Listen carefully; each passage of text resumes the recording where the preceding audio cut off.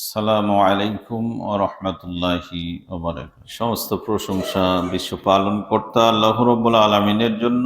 আমরা সকলে বলি আলহামদুলিল্লাহ।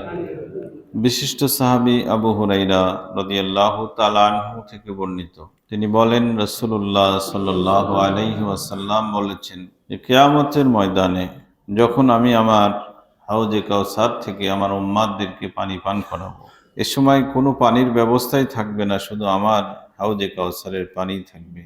তো এই সময়টাতে একদল লোকজন আসবে পানি পান করতে, আর ফেরেশতাদের মাধ্যমে তাদেরকে বাধা দেওয়া হবে। যেমন ভাবে দুনিয়াতে উটের পানি পান করানোর সময় অন্যের উটকে তোমরা বাধা দাও, ঠিক ওইভাবে কিয়ামতের দিন বাধা দেওয়া হবে।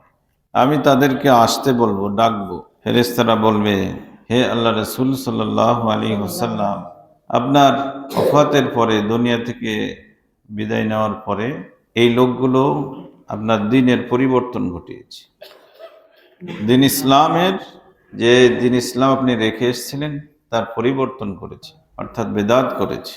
একথা শোনার পরে আমি বলবো, সুহকান সুহকা, আজকে তোমরা দূর হয়ে যাও, দূর হয়ে যাও। সম্মানিত মুসল্লিয়ান কিরাম, আমরা অনেক সময় বেদাতকে সুন্নাত মনে করে পালন করছি, যেটা দুঃখজনক। মানে আমরা আদৌ জানি না যে এটা বেদাত, কিন্তু নেকির আশায় অনেক দিন ধরে পালন করছি। একটা হাদিসে বলা হয়েছে, আল্লাহ নবী সাল্লাল্লাহু আলাইহি ওয়াসাল্লাম বলছেন, যেমন একটা যুগ জামানা আসবে যে সময় আমার উম্মতরা বেদাত পালন করবে, আর কেউ এসে বেদাতটাকে যখন তুলে দিবে, তখন সমাজের লোকজন বলবে একটা সুন্নাত তুলে দেওয়া হলো। নাউযুবিল্লাহি মিন যালিক। বেদাতের পাশাপাশি আরেকটি কর্ম আমাদের আছে, যেটা খুব ভয়ানক অবস্থা বা আকার ধারণ করছে।